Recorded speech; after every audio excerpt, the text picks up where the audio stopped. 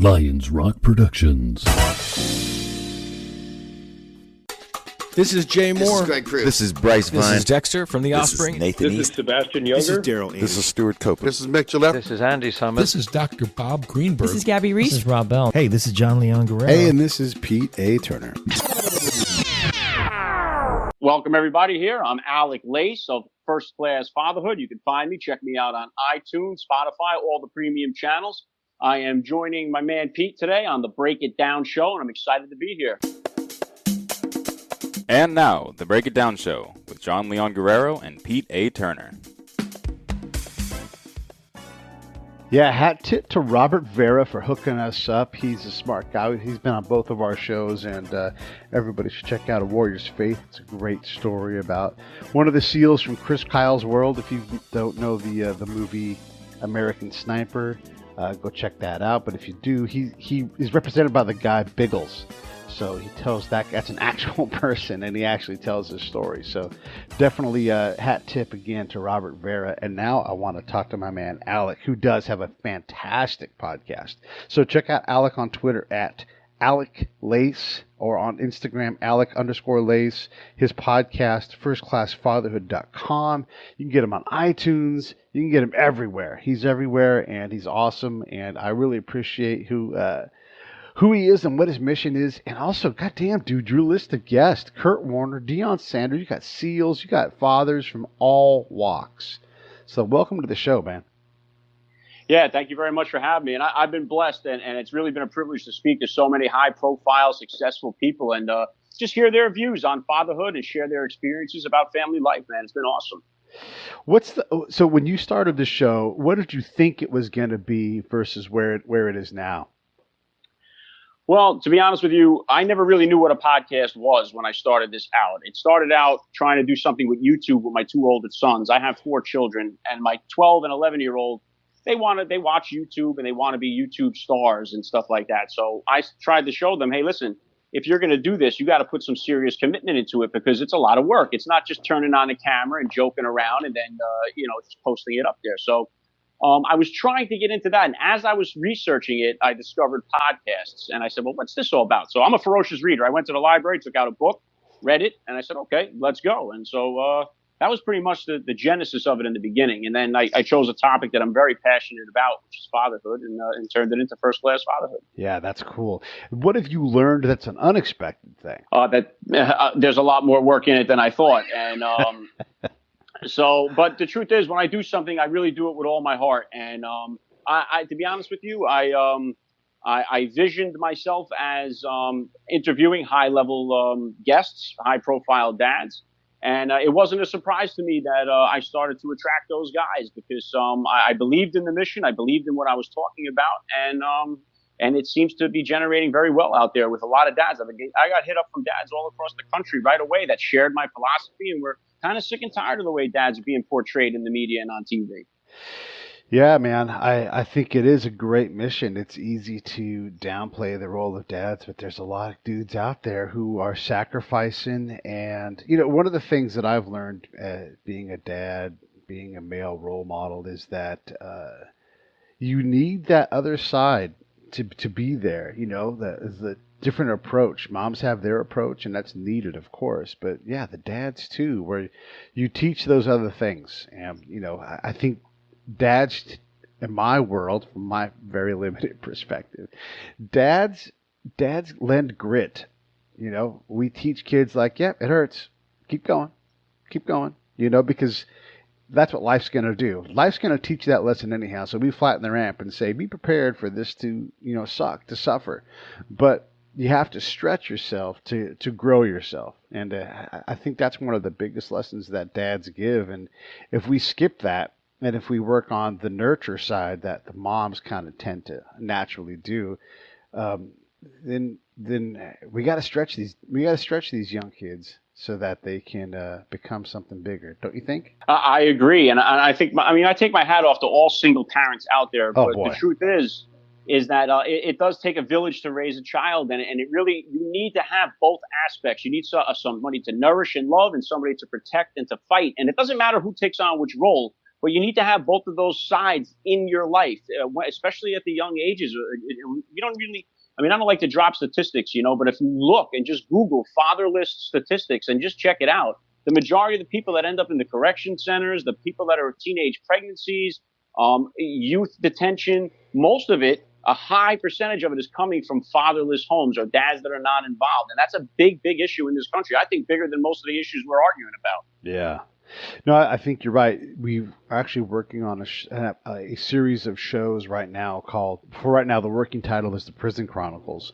And we're talking to folks in corrections. We're talking to the incarcerated. We're talking to all of the people in that world and just trying to get a handle on what reality is. And for sure, the environment that the incarcerated grow up in, and we're using big broad brushstrokes here, that environment matters. And we had a guy named Shaka Senghor on, and he's been a guest on the show before, but he said prison is an extension of our community. Everybody I know has been shot. I've been shot. And when you start to think about that and you realize how dangerous that world is, if you don't have uncles, if you don't have a father figure around and you're left to your own devices, man, I feel for you, because that is a tough way to grow up. Yeah, and once that happens, it's very hard to rehabilitate from that point. That's why it's important to get it at the genesis, right in the beginning. The kids need to be nurtured, they need to be protected, and need to be shown how to respect people, how to love, how to care. And once they get that in them early, it never leaves them. So, I mean, that's why it's so important at the early stages. Yeah. Yeah, no, that's exactly it, right? Like that ability to start early in the mentoring process and the parenting process, it is such a big thing. And like you're saying, the role of the father in that is it's as critical as everybody else's role. So I love that you're celebrating this stuff. I mean, it's great. You had Ted Rubin on your show. And I was struck by the struggle that he had, as adult relationships break up. Hardly anyone has ever been good at divorce, and what a terrible thing to be good at, So when you have two adults that have nothing but pain and anger between each other, how do you sort that out so that the kids are as, absolved of guilt, absolved of fault, absolved of negative images of either parent? That's just a tough thing to do. Talk about that a little bit and what you've experienced as you've talked to all these dads. Yeah, Pete, one thing I can tell you, I've had quite a few single dads on the podcast, and especially in today where everybody wants equality with everything. One thing we don't see equality is when it comes to parenting during divorce. The whole court side is lopsided towards the mom. And a lot of these dads are left out in the cold, and they're left bitter because of a long, hard-fought divorce battle where a lot of good dads kind of just walk away from their family, or not so much walk away. They're so disengaged from the whole process that they're just fed up, and they just say, you know what, forget it. It's taken all my money. It's taken all my time. I've lost my job. And they get so sick and tired of it. So it's like, if we want equality and true equality with everything, parenting is the number one place where it's got to start. We got to start treating dads not like they're part-time moms. We got to treat them like they're dads and like they're first-class fathers that they are. How are dads different than moms? Like, what do you know about that? Well, I think number one, we don't carry the child for 9 months. So I think right off the dribble, we have a different experience with the child. So we're not going through that whole stage of it. So it's a different experience. And here's another part of it too that's I think is a big problem in the country, is that moms, rightfully so, get their maternity leave. But dads don't get any time off to celebrate that. I've gotten FMLA, which is unpaid time if I want to take it. But I don't know many dads that are in a situation where they can just start taking days off, especially with a new mouth to feed. So, I mean, I lost my parents at a younger age, and I was given bereavement each time that they passed away. So I got 3 days for my mom, 3 days for my dad. But for all four of my kids, I was never given off one day to celebrate. And I think that's an issue right there. I think dads need time in the beginning to start bonding, because their whole world has just changed, especially when it's your first child. And those first 3 days, that first week, you need to be there and experience it. Yeah, you're right. So what if it's not possible? What do you do then? Heck, for me, look at me. I was gone most of my daughter's youth. I was in another country, in another place, and as a little girl, trying to be a dad to someone that's just not good at talking on the phone. That's our norm. But golly, how do you become a good parent when you're in a conflict zone, in a war? Yeah, I mean, I've been fortunate to have so many veterans on the podcast, Navy SEALs, Army Rangers, and I take my hat off and respect all the veterans. I don't know I have no answer or experience for any of that, and I've asked them how they deal with that, and it's difficult. It's very hard. It crushes a lot of these guys. It makes them leave the service earlier because of their experience with that, and so. I just, listen, I love and respect my veterans, and I honestly don't know how they do that. But Yeah, it's a tough thing, and thanks for taking me off the hook a little bit, because you definitely feel guilty because you know what your role is. But I'm dual-hatted, right, in my role. Like I'm good at war. There's nothing I can do about that. Like I just am good at it. So I also have that role to play as well, and those two things thankfully don't go together, because I would not want my daughter on. Well, Pete, I'll tell you this much. Like, there was a couple of SEALs. They said the same thing, and it was like if they have their mindset on home and on that child and missing them and not doing their part, they're letting down their teammates, and somebody could get killed as a result of their negligence. So for them, it's kind of like they have no choice in the matter, really, when it comes down to it. So I mean, well, let me raise the bar even higher than that. When I'm going out, so I'm in the villages all the time. I'm outside every single day. Not only does someone die, but to take their time, their commitment, their sacrifice, everything that they're doing, and for me not to be prepared to have all of the right questions to ask them efficiently, to actually get to somewhere unique, to have access to the patrol. If I'm not 100% prepared, then I'm not a professional. I'm putting people at risk needlessly because I'm not doing what I need to do. And if I don't find out what I need to find out, not only does one person on the patrol might die, but that might be the day they park that bomb next to that gate and blow up everybody, Yeah. And so it's not that I don't have a space for my daughter, and I love the hell out of Brenna. I mean, anybody who knows me knows I love my daughter, and she's with me whenever I can have her out here. She's in college, so she's got to do her own thing right now, but it's those two things. There's just not enough Pete to go around between the 20 plus. Sometimes I'm not even lying. Sometimes 36-hour days for extended periods of time where you're just taking little breaks. And I know that there aren't 36 hours in a day. Like I know that. Time management is a big thing with most of the dads that I interview. Especially, I ask the NFL Hall of Famers like Kurt Warner and Andre Reed and them guys, like, how do you manage being such a high-level athlete while being a father at the same time? And it comes down to their time management. They admit their mistakes when it comes to it and where their focus is. And listen, I think whether we're a veteran or we're special forces or a high-level athlete, no matter who you are, a lot of us struggle with being in the moment that we're in. A lot of times we're at work and our mind is at home, or a lot of times we're at home and our mind is at work. And just everybody, I think, struggles with that sometimes, to kind of just bring yourself back to the present moment and be focused at where you are. So I think as long as you're giving 100% attention to whatever moment you're in, then you're doing all that's asked of you. Yeah, that's cool. How does one learn how to become a better dad? I think it's like you become better at anything. Experience, practice, time, repetition. Listen, my goal here, and I say it all the time on the podcast, I'm not trying to be a better dad than anybody other than the dad I was yesterday. I'm trying to just continue to grow and change and develop and learn from my kids, learn from my mistakes, see where I went wrong, take input from my wife, take input from their teachers, and take it all in, collectively look at it with an honest view and say, where can I improve? And then try to do that. Yeah. And if we're going to do all those things, that means there's a lot of mistakes in our wake. So a ton of them. Yeah. Talk about some of your mistakes. When you're like, oh my God, I'm the dumbest dad ever. But talk about some of those times when you do that, because you got to own that stuff. Yeah. And you know what? The worst ones are when I blame the wrong child for the wrong thing. And I go all in and like I'll blame my 11-year-old for something that my 7-year-old did. And they are so like, they don't want to tell on one another, so they'll take the punishment, and then I'll find out that it wasn't him, it was the other guy, and I feel terrible. And it's time to step up and say, hey, listen, I got that one wrong. I made this mistake. I apologize, and I'm going to do something to make it up to you, whatever that may be. Take them out for ice cream, try to, show them that, hey, listen, I really am sorry for what I did, and I'm going to try better to listen more next time and make sure I got the right kid for doing the wrong thing. I was thinking back to a time in the Army where I had a commander accuse me of something openly in front of other people, accused me of losing a piece of equipment, and said he was I had a badge because I was a federal agent. He said he was going to take my badge, he was going to take my clearance, he was going to take my livelihood away, and said it in front of a bunch of people. And I had done everything I was supposed to do leading up to that point, and actually not lost the equipment. It wasn't with me in Bosnia. It was actually back at the unit, like I had said. I'm like, I think that's back at the unit.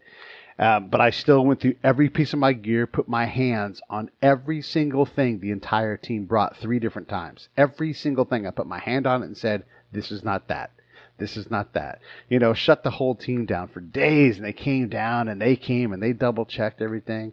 And then finally, because from the beginning I said, can you call back to the unit and see if it's not on that shelf right there where I think it is? And then they said, well, you don't have your hand receipt. I'm like, why would I bring my hand receipt to a war zone? Like, it's with my stuff. All the rest of my stuff where I'm signed for it, yeah, and it's secured in a location where someone works every single day. And it turned out I was right the whole time. They never bothered to call back until the very end when they couldn't find it. And that dude did not apologize to me. And it bugs me to this day. I try to leave it behind, and every now and then it comes back, and I think, God damn that motherfucker. I can't stand it, and I want to punch him in his mouth every time I think about it. And so then I think as a dad, like, that ability to go, you know what?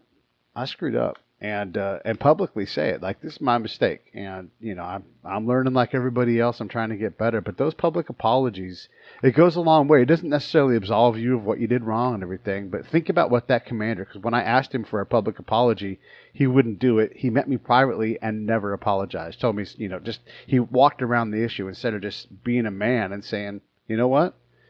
I was wrong. We should have called back, and I put you through a lot, and nothing I can do about it. But, you know, if you would have said that, I wouldn't be pissed off at that dude. I think that goes, and I make sure that my other kids are all in the room when I do apologize for making a mistake. And I think if we want to lead by example, and I think that's the best way to do it. And one thing that's different, I talk with a lot of dads about this on the podcast, is back in the day, I could never imagine my father apologizing to me for anything. You know, there was a different style of parenting back then, and it's different today amongst dads. Most of the dads that I talk to, they have no problem with owning up to their mistakes and apologizing to their children when it's justly due. So I mean, I think that's a big part. If we want them to be honest, we got to be honest with them. We have to complete that circle. Yeah. How do you? It's easy as a dad to, you know, do the hard thing, right? Like the generation that, you know, our dads came from. But we've learned a lot more. How do we soften up that hardness, that grit factory, and still keep it tender enough? Like, Jay Moore is a friend of mine. He's a friend of the show. And he talks about how, like, you know, we're the first generation of dads to openly tell our kids that we love them and be precious with them. Yeah, agreed. Yeah, and I think also another way of doing that is by showing love to your spouse. I think that's important, that they see that. The way that you treat your wife is something that's very important to their eyes. They observe everything. And if they see you treating other people with kindness, and it all comes down to the golden rule in a sense. Is I try to tell and I think fatherhood does that to you, because you want to treat other kids the way you want your kid to be treated. And that really opens the door for you to start treating other people the way you want to be treated. And once you start doing that, it's better for your family, it's better for the community, it's better for the culture, and it's better for the whole society. And it's a trickle effect to everybody. John is a co-host on the show. He and I created the show together, and he is a musician. He's born in Guam and has a different sensibility. But when his sons were raised, they played baseball, and he's not a baseball guy at all. He's not inathletic. He's got a black belt and everything else, but not a baseball dude. So what does a young dad do when you're like, my kid wants to fill in the blank, a totally opposite thing than me? How do you get in front of that? How do you participate? I kind of had that with me, because I put my older two. I was a football fanatic when I was a kid. We played a ton of street ball when I was younger. Football was something that was a big part of my life growing up. And so I put my kids, because they have flag football now, which I think is great. They didn't have that available to us when we were kids. And I coach it with them, and I love it. But my older two guys, it wasn't for them. They did a couple of years of it.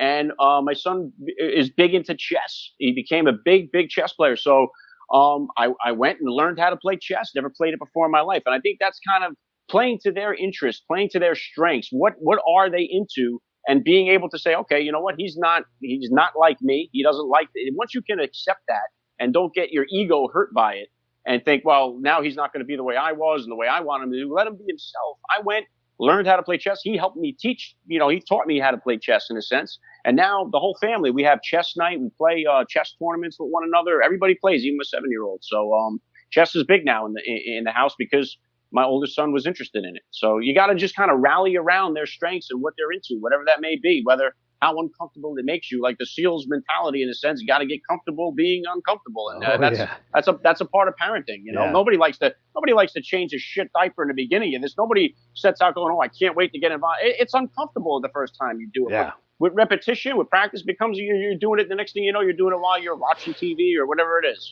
Yeah. I know there's people that struggle with the diaper thing, but I cannot be conquered by a diaper. It's not. I made this kid, and they're certainly going to have to do it on the back end for me. So let's get to caring. Oh yeah. Yeah, you can't. And get comfortable with being uncomfortable is great. I would also call it miscomfort, because a lot of that comfort is there. You just aren't new to it. It's like riding a horse. You don't get on a horse and just, hey, I know how to ride a horse. It takes time to get used to the way to balance and all of these different things. So yeah, it's just miscomfort. You don't know what to do with the things you're feeling a lot of times. And 2 years down the road, shoot, riding that horse, that's nothing. We're jumping now. We're doing barrel courses and all that kind of stuff. Right. Yeah. I think that I try to explain with my kids, like it's like that with everything. Riding a bike, tying your shoes. It starts out where you don't know. Like they didn't understand that they had to tie shoes in the beginning. They didn't even know what it was. Then they're made aware that they don't know how to tie shoes. So now they know that they don't know. Then that third step is actually the repetition, doing it. And the fourth stage is now you don't even know that you know it because you do it without even thinking about it. And those are like the 4 stages of just about everything we learn in life. Yeah. Yeah, tacit learning for sure, getting to that point. What, have you become a better podcaster since you started? I would hope so. I mean, I've been doing it I've been really pouring my heart and soul into it, and I'm trying to take advice from guys like you. I'm trying to take advice from all the dads that I've had on. I've been blessed to have a couple of other podcasters on, and I take all their advice and try to actually put it to use. Right. This is that same thing. Like, you don't know how to make a podcast. I didn't even know what a podcast was. And then all of a sudden you're like, actually, now I make a really good podcast. So yeah, you don't know what you're doing, and you get comfortable not knowing, and you just keep not knowing and getting better and putting things behind you. I dig it. Yeah, I'm looking forward to the future of it with a lot of anticipation. I'm very excited about it. I think the best is yet to come. From the little acorn grew the mighty oak. Yes. So I'm ready, so I'm just waiting for my turn and learning as I go to get better, to get more knowledge and to get more experience. So, Alec, I wanted to introduce you to my buddy, Jason Madden. He's also a counterintelligence agent like me, and I like to have spies on my show because we stick together. And you can learn a lot from a guy that has seen what fatherhood looks like in places like Mali. Not Bali, the nice place, but Mali, the crap place. But Jason, you don't have kids, but I know that you, as a leader in the military, you've done a lot in terms of mentoring. What are your questions for Alec as we go forward? I think probably a half a dozen questions. I mean, I've never really changed a diaper, except for, my goddaughter and things like that. I've never really had a child living in my home long term.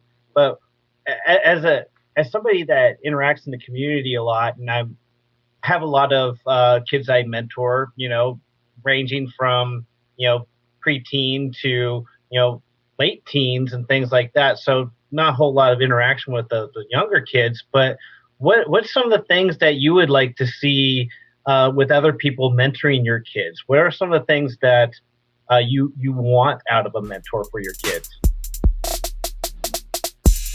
Hey, this is John Leon Guerrero, co-host of the Break It Down show and fellow producer here at Lions Rock Productions. And I'm proud to announce our newest show coming in January. It's called Justice. Season 1 is going to be a deep dive into some of the cases I personally worked on as a licensed private investigator, and you'll get a unique view into the criminal justice system that may just challenge some of your personal notions about how it should work and open your eyes in ways you never imagined. So keep your ears open for Justice, a brand new podcast coming in January from Lions Rock Productions to iTunes, Stitcher, and wherever you get your favorite podcasts. Not a whole lot of interaction with the younger kids, but what's some of the things that you would like to see with other people mentoring your kids? What are some of the things that you want out of a mentor for your kids? I think the most important thing is that they show them through their actions how they want that, what they expect of them, and as long as they're, I mean, and thank you for your service too as well. And it's I know you military guys have that sense of self before others in a lot of ways, and a lot of times most people don't get that until they become a father, a civilian way anyway. And you want to see from other people that are mentoring your child that they're not just telling them these things, that they're actually living them. So that they're treating other people with respect. They're listening. They apologize. They own up for their mistakes when they're wrong. And they wouldn't want the kid to do anything that they wouldn't do themselves. And I think that's important, whether the person's coaching your kid or teaching your kid or mentoring your child. Yeah, that's a big thing that they teach us in the military is that leadership by example. So yeah, that's definitely something to keep in mind, especially when you have a younger kid, a younger person around you. They're going to imitate. They're going to mirror what you're doing, and you always have to kind of keep that in check. I have kind of a foul mouth sometimes when I'm not in public, and letting that F-bomb drop, that's probably not the best thing I can do. Yeah, I'll tell you what, that was very challenging for me as a young dad. I'm a railroad mechanic. I've been working for the railroad for 19 years, and the whole culture on the railroad is very high testosterone, very bad language. There's a lot of bad habits. So coming off of that, especially coming off like a 16-hour day of that and then coming home to an infant and trying to turn that around, that was very challenging in the beginning. Now I could do it like nothing, of course, but in the beginning, that was like, constantly trying to tell yourself and listen. You have to kind of listen to yourself and how you're talking and say, wow, I didn't realize how much I use these words. And when you start paying attention to it, that's when you can start making the corrections. What are your dad curse words? Like, dadgummit? Yeah, they're pretty corny at this point, depending on whatever show we're watching at the time. But yeah, dang-gummit, stuff like that. Yeah, you try to avoid the four major ones at all costs. So yeah, my dad always used friggin'. Yeah, I'll throw a freaking in there. Yeah. It's something to think of offhand because I don't know, like it's tough, and it's usually it doesn't have the same effect if you're not using the word you mean. And usually you lose the tone of the statement you're trying to make when you supplement a different word. So I try to just avoid it altogether if I can. One of the things I fall into is I'll be Uncle Pete more like than like the fatherly, like, let me not say anything. I have learned to self-edit and shut up a lot because most of my stories, I'm like, actually, I probably shouldn't tell them that story about blowing that kind of you know what? Never mind. I'm going to tell you, nope. And I've learned, it took me a long time, but I learned to not tell every cool story and funny thing that I could think of.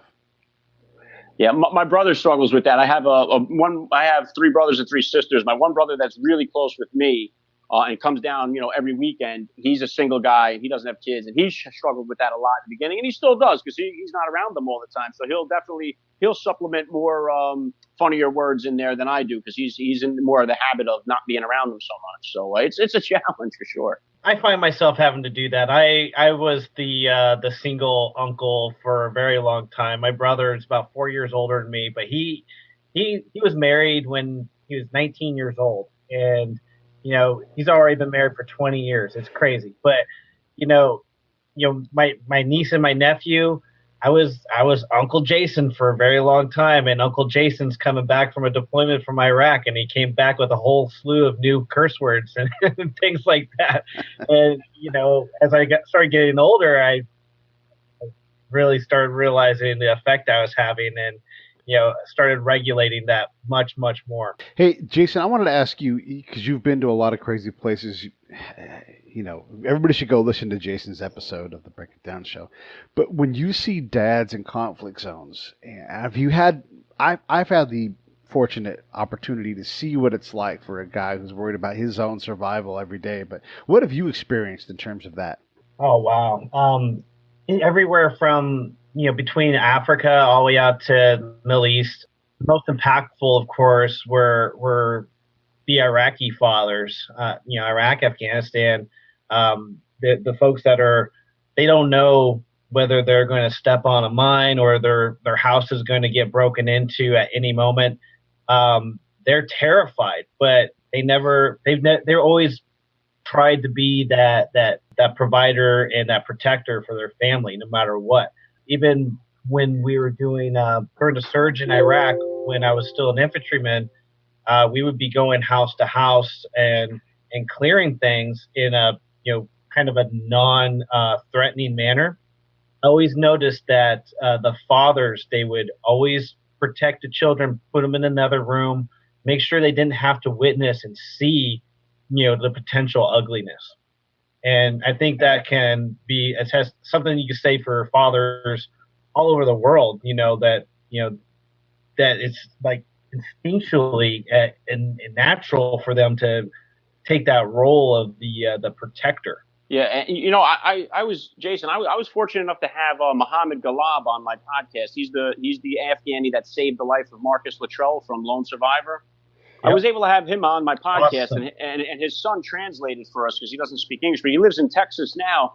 And I got that sense from him. Even though we're completely different religions, completely different cultures, the way he talked about fatherhood, I think he said he had 10 kids. I'd have to go back and listen, but he has a bunch of kids. And the way he talks about his passion for fatherhood and his protection of his kids, it's amazing. And it's amazing how similar we all are when it comes down to it. And I try to say it's the easiest way we can all relate to each other, no matter what religion, race, color, whatever we are.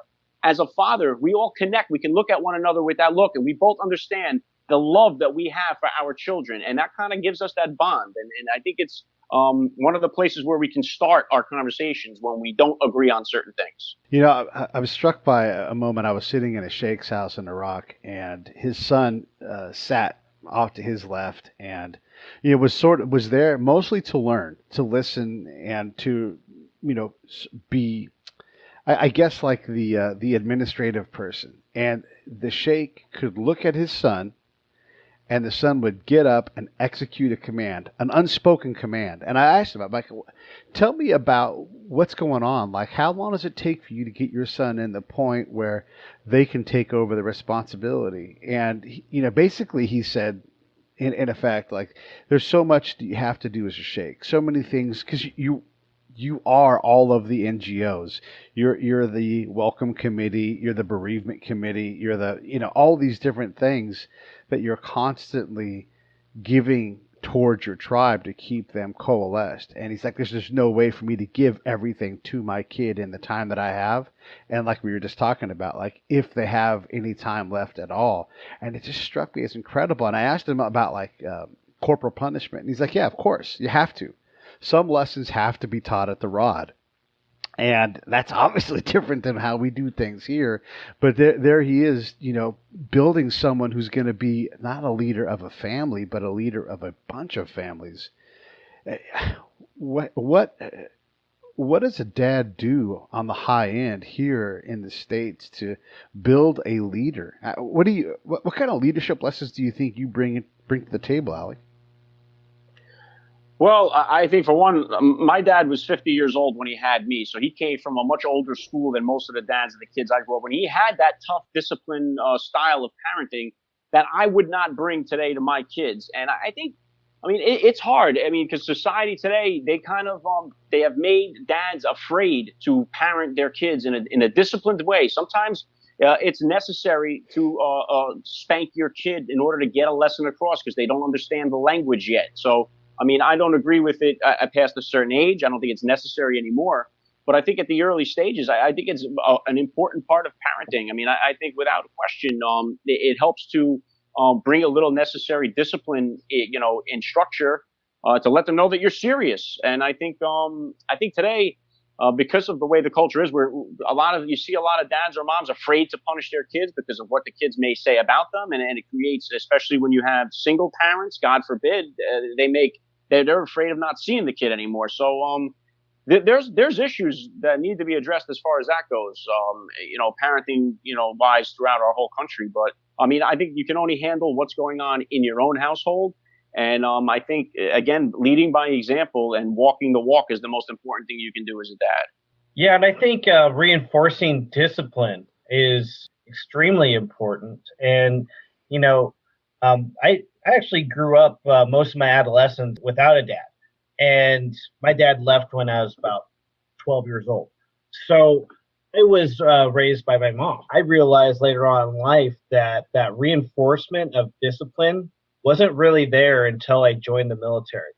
And my dad, he was very much about being a disciplinarian. Once he was gone, that stuff kind of fell apart, and I was kind of a wild man. And you see that a lot because there's a lot of single moms, single parents out there these days, and you could probably see a very big difference between someone that grew up with a single mom versus somebody that grew up with a single dad. Because the men in the family, they're always more inclined to enforce that discipline kind of stuff. Yeah, and I think it's important. I was telling Peter before, it's like the statistics are really overwhelming when you just Google stats from fatherless households, and it's most of the suicide rates, teenage pregnancy rates, incarceration rates. When you look at them, it's really out of whack, and I think two things play into that. I think a big part of it is when there are conflicts in the household and you do go to divorce court, it's so lopsided and so one way that a lot of dads will be so frustrated about what they're going to lose, what their life is going to become, that they just disconnect completely. And then once that happens and the child loses that, if they don't find some structure like in the military or find a good mentor, then the street becomes their mentor. Their homeboys become the mentor. And once you surround yourself with those people, you're the average of the 5 people you hang around with most, and it's only a matter of time before you end up in the same spot. Very true. Very true.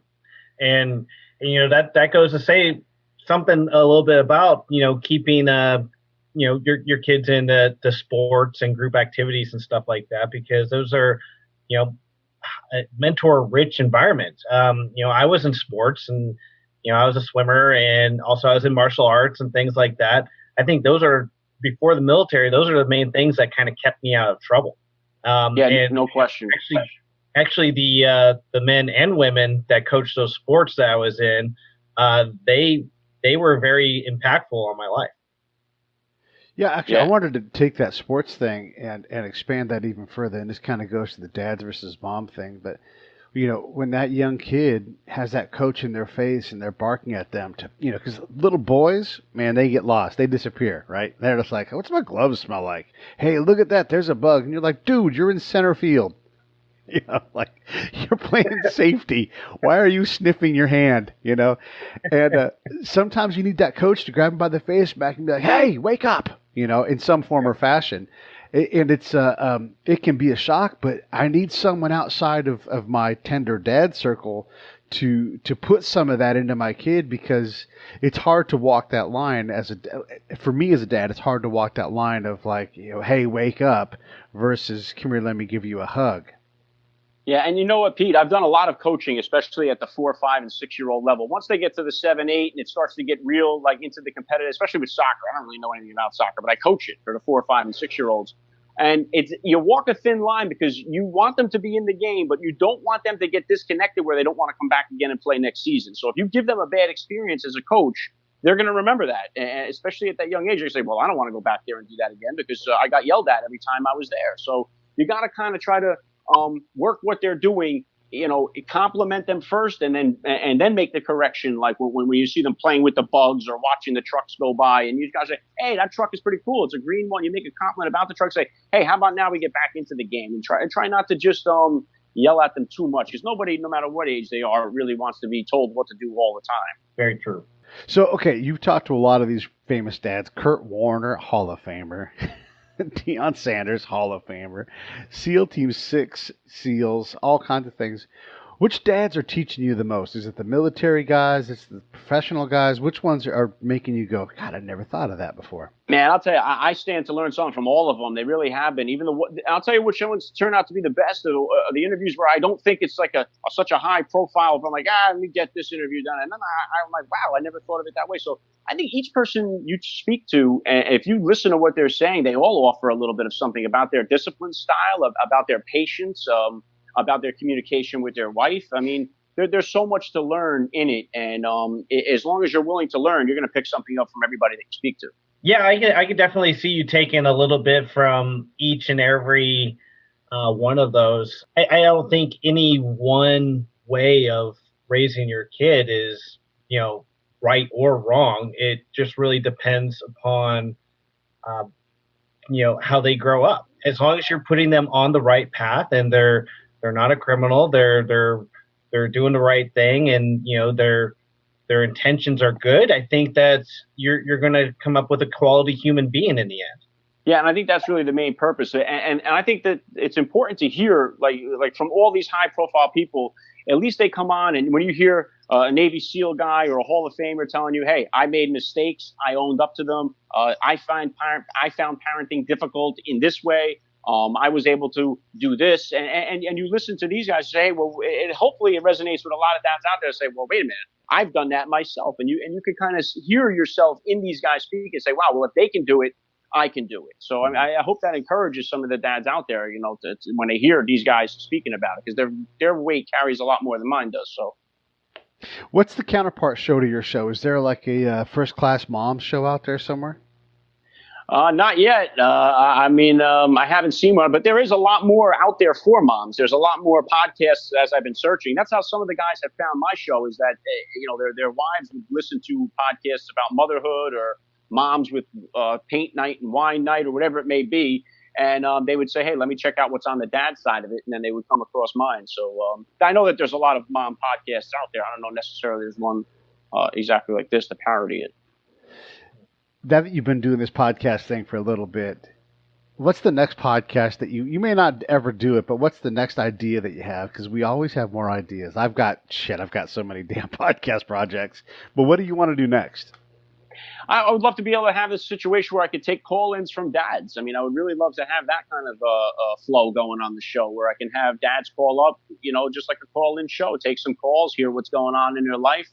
Tell me a situation that they're experiencing. Maybe I could direct them to a show they can listen to, where I had a high-profile dad come across that same issue, and I can direct them to it. Something like that, maybe. Yeah, like a Dear Abby for guys. Yeah, exactly. Yeah, yeah. There's so much. That was one of the things too. Like, there's so much stuff out there, so much support for moms out there. And when it comes to dads, I guess we all have that, too proud to want to go and get help if we're having trouble with something or whatever it is. But there needs to be more support stuff out there for dads, because you know what? None of this stuff is easy. We're all failing, and we can all use some advice. So at least you feel a little bit of a refreshment to hear some other guys are going through the same, stuff when it comes to raising a family. It has its moments, man, where sometimes you're like, you need to hear from somebody else, hey, I understand what you're going through, and it helps. So as a dad, not everything's, football, flag football, and you got a bad report card. Sometimes stuff that's just not in the handbook comes out, like your kid gets hit by a car. I mean, right now, someone's kid just got hit by a car on the way to school. Like right now it happened. Right now, a kid just came out to his family or is trans or something like that, where you're just like, whoa, holy, what do I do? I love my kid. I want them to be safe, but, the whole world just got flipped upside down because of X. What are your thoughts on how you deal with that? Where's the support for that? Well, I think that's like any type of trauma situation there. The first thing is to try to remain calm, I would think, just because I've had it where my son was 8 years old. He swallowed a penny, and, we were worried about it, being lodged in his throat. So we took him for the x-rays, and he ended up passing it. We played the number on the penny there. It's in a lottery, no luck, but you have certain things like that where they'll swallow a toy, and a lot of times they'll be choking at the dinner table. You got to do the Heimlich maneuver on them. It's those moments where you just try not to panic as best as you can, just to get through the moment and then think about it later. Yeah, I think about as a dad of an older kid now. My daughter's 21. and how do I become more of a guide than this father figure? And it's not that you ever stop becoming a dad, but she's learned a lot of the lessons. She's set in a lot of her ways. Have your kids aren't quite at this point yet, but what have you learned? I mean, Deion Sanders has older kids. A lot of us have kids that are 20, 30. Some people even have kids that are 40 years old, believe it or not. So what have you learned about that, or what kind of advice can you impart on us dads who have kids that are older? And just I always like every year I go back to my high school and I talk to the high school students, and I'm like, I'm you from the future. What do you want to ask the you from the future? And then I tell them, like, your life's about to change. You're a senior. I'm going to treat you like an adult. I'm going to accidentally swear every now and then. And I'm going to trust you to come home when it's time for you to come home. What are some of those things that you've picked up or that you've understood from the great dads that you've had on? Well, I'll tell you what. See, this is a situation where I would direct you to my last guest, this guy, Miguel Garcia, father of 15 kids. And he's got seven grandkids. 13 of his kids are living. He's got a set of twins with Down syndrome. This guy's got parenting experience up the wazoo. So, I mean, he had very good insights and very good experience. And I would say, check out my last episode. He had some awesome things to say, about a seasoned father and grandfather that he is. So, I mean, it's one of those things. Listen, I'm trying to callous my mind, as David Goggins would say, just kind of callous my mind for the future. My oldest kid is 12. We're about to have a teenager in the house for the first time here in a couple of months. And I know it's not going to be all sunshine and rainbows, but all I can do is try to prepare and handle each winter as it may be, as it comes, That's a really good point. One of my questions, actually kind of Pete alluded to it. How do you become that mentor and your guide for your kids when you're older? How do you think you should foster that kind of a relationship early on to where they kind of see you as somebody that knows what they're talking about? Because we all know when we're teenagers, your kids are going to be like, Dad doesn't know anything. He's a little fogey, whatever. How do you kind of maintain that? How do you get that started early on? Yeah, I guess it's what they say. You got to fake it till you make it, I guess, in the beginning, because none of us know. And a lot of times, people say, well, I'm not ready to be a dad. I'm not ready yet. And you're never going to be. There is no way to be ready for it until you experience it, So, it's kind of, acting like you know what you're doing, and eventually you'll know what you're doing in a sense. Yeah, you just got to try to put on a good show for them. Hey, so everybody should check out Alec's show. I love it. I love First Class Fatherhood as an idea, as a concept. I was looking online for father-based conferences because there's all kinds of mother-based conferences, and there are some, but it's I love that you're out in front of this, man, and you're going to be speaking in front of groups of men, and honestly, you're going to be speaking to businesses too, because they're going to want your insights as you gather this stuff. So I'll encourage you to continue to do this, but also to write, because when you write about it, it becomes part of the record in a totally different way that's acceptable, and it will open up opportunities for you because you really have captured something that's really important, and for all of us dads out there, I wanted to thank you for that. Yeah, thank you, Pete. I'm definitely trying to get around more guys like you. I'm trying to see where I can do it. Yes, I definitely got to put some of this stuff in writing. I would definitely like to get either a blog going on the website, something. I mean, the sky is the limit, really, and I'm just trying to take it one interview at a time here at the moment. Hey, thank you for what you do, man. And this may not be my wheelhouse because I'm not a dad, but most of my friends are, and I'm 35 years old, so everybody's pretty much checked that box in my age group. And somebody that was that grew up without a dad for most of my life, I think that this kind of information really helps fathers stay in the game, keep their head in the game, and have that better type of contact and communication with their kids. So thank you for what you do, man. Yeah, thank you. And I'm glad that you're out there mentoring other kids, because the kids that are out there that don't have the fathers like you didn't growing up, they need guys like you to direct them in the right way, because if they don't have it, bad things are headed their way. So I commend you for what you do as well. Thank you. And I'll make the offer, like if your kids are bad here in the next month or so and you want to call Santa, I'm glad to be like, hey, listen, you damn kids. I'm trying to drink my schnapps, And you're making me mad that I got to check my naughty list. Knock it off. We got that elf on the shelf now, man. Whoever came up with that thing was a gold mine. That thing is an elf on the shelf in almost every house in the U.S. now. I have the funniest picture. I'm going to include it in the show. So one of the guys that listens to the show, and he'll be on at some point once I trick him into it. But he's been on the show in terms of album fights. His name's Brian Tice, and his daughter figured it out this year. And she made a new cover for the book, and she called it The Book of Lies. And then she goes on to just lambaste the author on how she's made billions lying to kids, and it's just hilarious. I love it. All right, man. Well, listen, everybody can find Alec at Alec Lace on Twitter. You can get him Alec_Lace on Instagram, fatherless, firstclassfatherhood.com. You can get him on iTunes, all those places, Facebook, everywhere. If you can't find him, get a hold of me at Pete A. Turner, and just know that he's out there doing that. Hey, Jason, plug all your stuff so we can also go and find out what you do. Yeah, so I do a lot of stuff. My primary business is alternative career and career transitions. And I work mostly with military veterans and their spouses, but I don't discriminate. I work with everyone else too. But I do free consultations, and I help people find that appropriate career path. And also, we do the Netflix of sports science. I work with a sports scientist in my other business, the Outlier Fitness Project, and we right now are training 5 members of the USA women's rugby team and providing their strength training and coaching. Nice. Yes, you are a busy man and actively coaching and mentoring. So I dig it. He's actually helping me trying to figure out some franchise stuff. So thank you, fellas. I really appreciate it. And I'm looking forward to having both of you guys on the show again at some point. Peter, I just want to say thank you very much for the opportunity. And Peter and Jason, thank you guys for your service. It was my pleasure.